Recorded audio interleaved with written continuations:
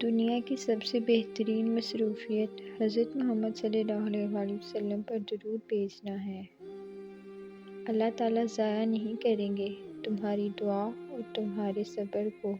ذرا انتظار کرو، وہ تمہیں بہترین سے نوازیں گے۔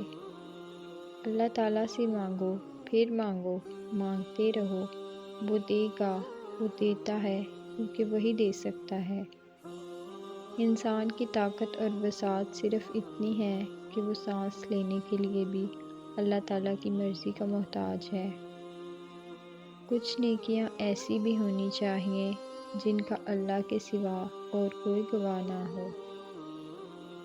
سچے انسان کو ہمیشہ جھوٹے سے زیادہ صفائیاں دینی پڑتی ہیں۔ اللہ تعالیٰ یوں تو دلوں کے حال جانتا ہے، لیکن وہ چاہتا ہے کہ اس سے مانگا جائے۔ یہ اس کی شان ہے کیونکہ وہ بادشاہ ہے۔ تمہارا بہترین دوست تمہارا رب ہے۔ بنا کچھ کہے وہ تمہارے حال سے واقف ہے۔